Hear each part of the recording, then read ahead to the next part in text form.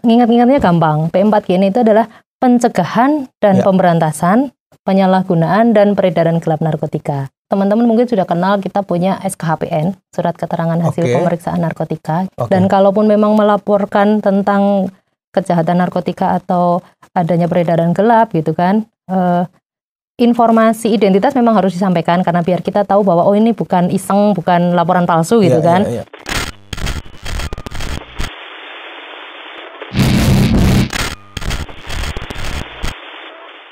Ya, kita kembali lagi di sesi yang kedua, masih di program Ngobrol Apa? Ngobrol seru seputar apa aja. Nah, kali ini kita masih bersama-sama dengan Ibu Farah yang ada di studio. Dan Bu Farah ini, buat yang mungkin baru join, Bu Farah ini baru pertama kali Bu ya, join bersama kita untuk melakukan talk show bersama-sama dengan program Ngobrol Apa kali ini. Dan tadi di sesi yang pertama kita sudah membahas banyak ya, terutama seputar sejarah dari BNN. Kalau kalian misalkan ketinggalan, kalian bisa langsung aja ke YouTube kita di channel Lisa Plus Media yang akan tayang besok tanggal 25 April, tepatnya jam 6 sore waktu Indonesia bagian Barat. Kalian bisa tonton di mana aja. Dan sekarang kita lanjut lagi di sesi yang kedua dengan pertanyaan-pertanyaan dan pembahasan yang sudah kita siapkan bersama-sama dengan Ibu Farah yang sudah hadir kali ini. Oke Ibu, kita lanjut aja langsung ya. Oke. Nah, ngomong-ngomong soal BNN nih. BNN itu sebuah lembaga. Tentu saja BNN ini punya tugas dan fungsi dan mungkin punya wewenang sendiri. Nah, kalau secara umum itu tugas, fungsi, dan wewenang dari BNN itu apa aja sih Bu? Oke. Kalau teman-teman disuruh baca peraturannya pasti males ya. Iya, banyak pasti. Yang paling gampang itu tugasnya BNN apa sih? P4GN. Mungkin sering dengar ya teman-teman P4GN. P4GN itu apa gitu. Cara ngingat-ngingatnya gampang. P4GN itu adalah pencegahan dan pemberantasan penyalahgunaan dan peredaran gelap narkotika. Gitu. Sebenarnya kalau panjangnya narkotika dan prekursor narkotika. Cara gampangnya gini lagi. Yang dicegah apanya sih? Pencegah. Yang dicegah adalah peredaran gelapnya. Yang diberantas apanya? Apa sih? Pencegahan dan pemberantasan penyalahgunaan dan peredaran gelap narkotika. Yang dicegah adalah penyalahgunaannya, gitu. Yang dicegah adalah penyalahgunaannya. Yang diberantas apa? Peredaran gelapnya, gitu. Jadi itu core bisnisnya BNN itu, gitu. Tetapi memang kami punya sisi rehabilitasi juga, gitu. Yang di situ adalah melakukan asesmen dan juga rehabilitasi untuk para korban penyalahgunaan narkoba yang dia nggak sengaja pakai atau dia tiba-tiba hanya untuk rekreasional atau dia nggak tahu gimana akhirnya sampai kecanduan gitu kan. Kalau mau sembuh bisa direhab di sana. Gitu. Jadi itu sih tugas utamanya ya. P4GN itu tadi yang sering kita bahas dengan teman-teman BNN juga yang sebelum-sebelumnya gitu ya. Pasti itu sering banget di mention tuh P4GN.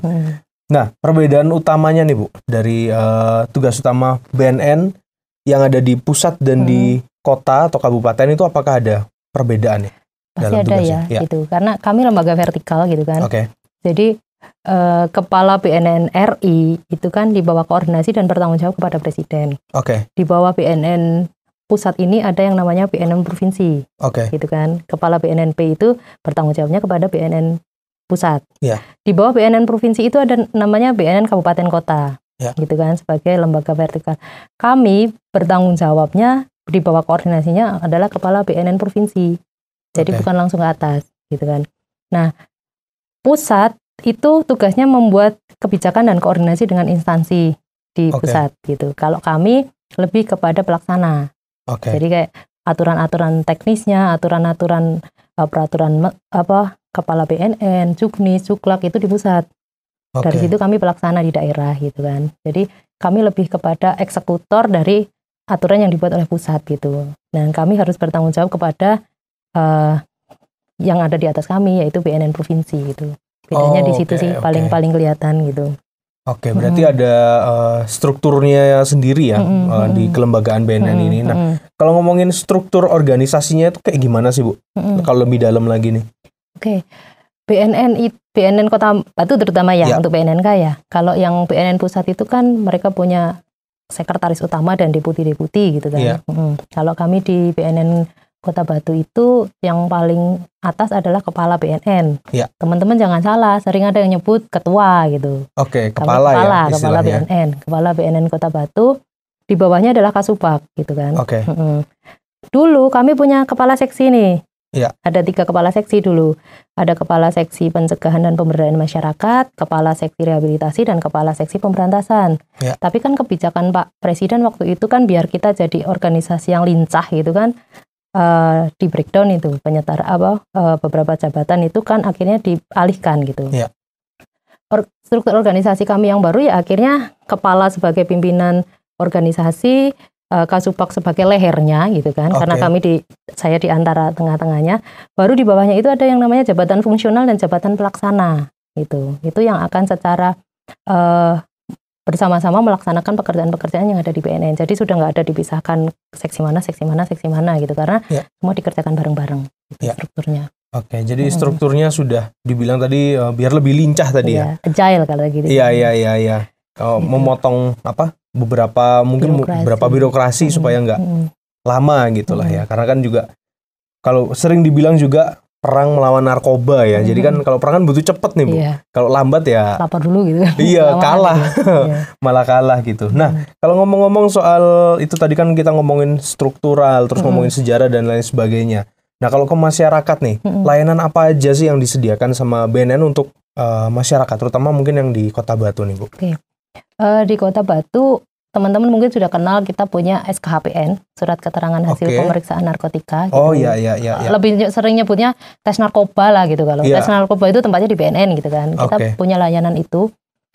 Sekarang kita berdasarkan PP ya, jadi kita sudah masuk PNBP, jadi itu sebagai penerimaan negara bukan pajak bagi negara gitu, dikenakan tarif 290 sekali layanan. Itu sudah dapat alatnya, kemudian udah ada layanannya gitu kan, nanti keluar surat.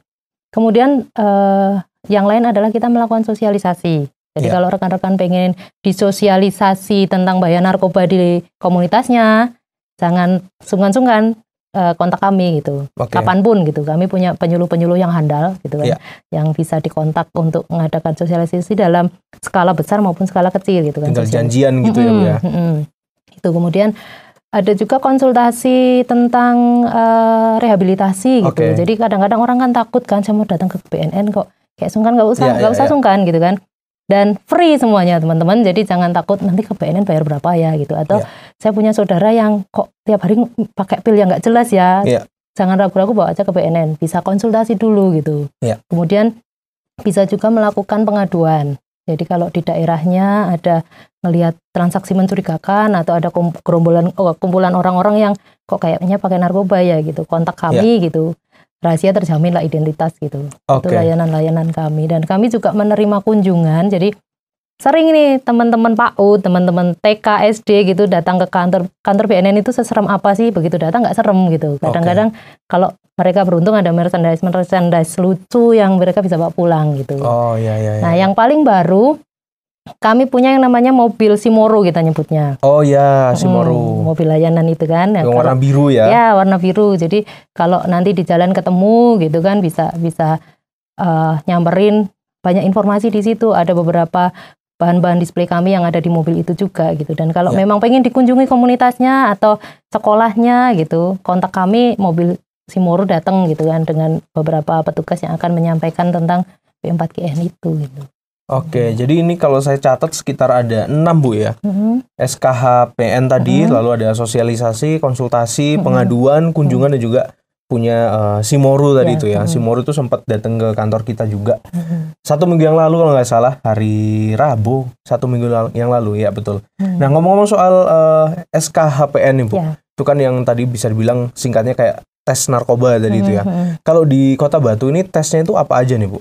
Urin sama, kalau urin sudah pasti ya, sama apakah mungkin ada metode yang lain? Kalau tes narkoba untuk kepentingan hanya deteksi dini gitu kan, hanya seperti misalnya kita perlu tes narkoba untuk melamar pekerjaan atau daftar sekolah, kita memang pakai urin gitu. Nah, karena itu memang akhirnya kita keluarkan surat gitu kan, bahwa berdasarkan pemeriksaan saat itu dengan 7 parameter gitu kan, ternyata negatif semua, berarti memang dia tidak menggunakan narkoba gitu.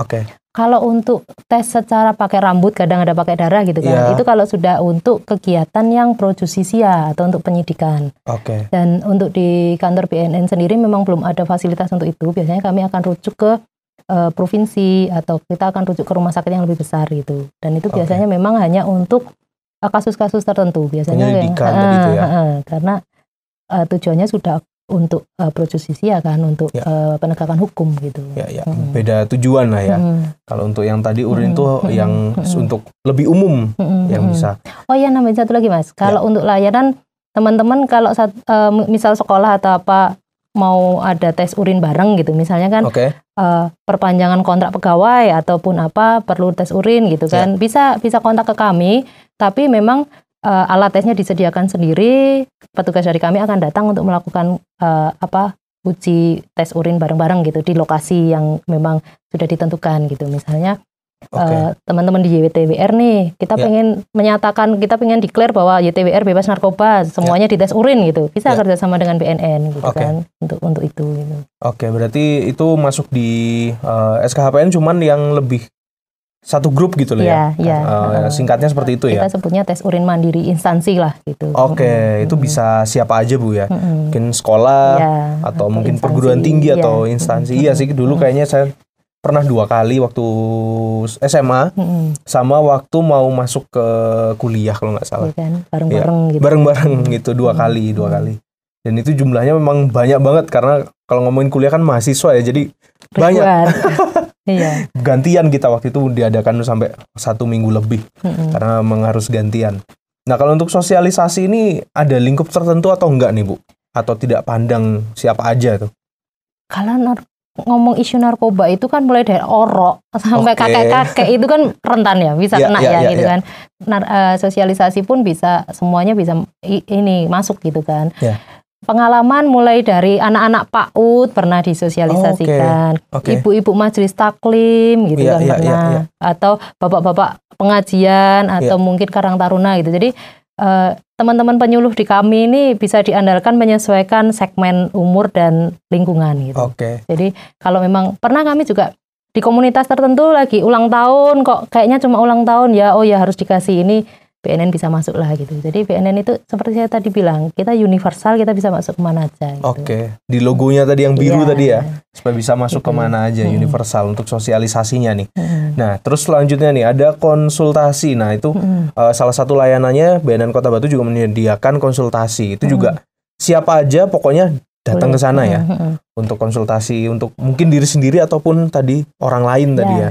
Dan untuk konsultasi ini kita juga punya sudah tergabung di MPP nih, Mall Pelayanan Publik Pemerintah Kota Batu di Among Tani satu gedung di pojokan itu nanti yang F itu BNN. Teman-teman kok kayaknya ke kantor BNN jauh ya, atau saya pas mumpung lagi di MPP nih pengen nanya-nanya, mampir aja ke booth-nya atau di tempatnya BNN gitu. Selalu ada teman-teman yang akan memberikan keterangan. Kalaupun nggak puas pengen datang ke kantor, monggo silakan. Sebelahnya Bang Jatim ya kalau nggak salah. Kalau nggak salah di pojok dekatnya Bang Jatim itu. Terus ada juga pengaduan nih. Nah kalau pengaduan itu langsung ke BNN-nya gitu Bu. Kita mau mengadukan misalkan ada temen atau ada siapa gitu juga langsung gitu ya. Bisa langsung. Tapi daripada ketahuan ini kok ke BNN ya gitu. Kita punya call center. Gitu kan. Call centernya BNN. Medsosnya BNN. Jadi kita punya medsos, punya Twitter, punya YouTube, punya call center juga gitu. Jadi teman-teman tidak perlu harus datang ke kantor BNN untuk hanya bertanya atau melaporkan sesuatu. Dan kalaupun memang melaporkan tentang kejahatan narkotika atau adanya peredaran gelap gitu kan, informasi identitas memang harus disampaikan karena biar kita tahu bahwa ini bukan iseng, bukan laporan palsu gitu kan. Itu identitas pelapor juga harus ada, tetapi itu akan kita keep, kita akan simpen. Orang yang dilaporkan itu nggak akan tahu siapa yang laporkan saya gitu. Jadi bisa datang sendiri, bisa lewat beberapa platform media sosial kita gitu, pakai surat gitu, pakai telepon juga boleh. Nah ini mungkin yang terakhir nih, Simoru yang sempat datang ke kantor kita juga minggu lalu. Nah kalau Simoru itu lebih seperti apa sih Bu layanan yang ada di Simoru ini? Simoru itu sebenarnya kan kayak sarana campaign kami ya, karena kalau kemarin sudah lihat-lihat ada di belakang kayak toilet gitu kan, walaupun itu bukan toilet umum ya, itu untuk sampel kita ngambil tes urin gitu kan, ngambil di situ, kemudian ada TV besar gitu, ada juga beberapa display media gitu. Jadi itu sebenarnya dalam tanda kutip BNN mobile. Orang bisa lihat miniatur contoh-contoh narkotika, kemudian nonton video-video, kemudian ada teman-teman yang akan menjelaskan gitu. Daripada mungkin teman-teman rumahnya jauh dari BNN, pas Cimoru datang nanya di situ bisa gitu. Jadi itu seperti kita membawa BNN biar lebih dekat kepada masyarakat gitu. Akhirnya kan kepo nih, mobil biru ini apa ya, kok ada logonya ya, datanglah nanya gitu kan. Nanti bisa ke BNN. Jadi Cimoru itu kayak BNN versi mini, versi mobile ya, yang bisa jalan kemana aja untuk ya itu tadi memberikan layanan masyarakat yang mungkin letaknya agak jauh atau mungkin mereka belum tahu BNN itu apa gitu ya. Jadi singkatnya seperti itu. Oke, baik Ibu, terima kasih buat waktunya. Kita sudah membahas cukup banyak nih tentang lebih banyak tadi kayaknya di sesi kedua ini tentang fungsi dan tugasnya BNN yang kita bahas. Dan layanan BNN itu apa aja? Tadi kita juga sempat bahas. Secara umum tadi untuk Kota Batu ada 6 layanan yang sudah di-sharekan di pagi hari ini. Oke, kalau gitu terima kasih Ibu Farah buat waktunya. Ini mungkin pertama tapi bukan yang terakhir Bu ya. Mungkin semoga di kesempatan yang lain kita bisa ketemu lagi. Amin. Mungkin dengan membahas hal-hal yang topik menarik yang lainnya tentu saja. Dan di Disciples Media, Askara Radio Streaming, kita akan kembali lagi tentu saja dengan topik dan perbincangan dengan narasumber yang lainnya 2 minggu lagi. Jadi program Ngobrol Apa ini ada setiap 2 minggu sekali, dan 2 minggu lagi kita ketemu dengan topik dan obrolan yang tentu saja berbeda. Dan kalau untuk BNN ini spesialis biasanya di akhir bulan. Jadi sekarang akhir bulan kita ketemunya sama BNN, dan kita akan ketemu lagi sama BNN di 1 bulan berikutnya. Oke, kalau gitu Bias Paris pamit undur diri bersama-sama dengan Ibu Farah. Terima kasih untuk waktunya. Kita pamit dan ketemu lagi di episode berikutnya.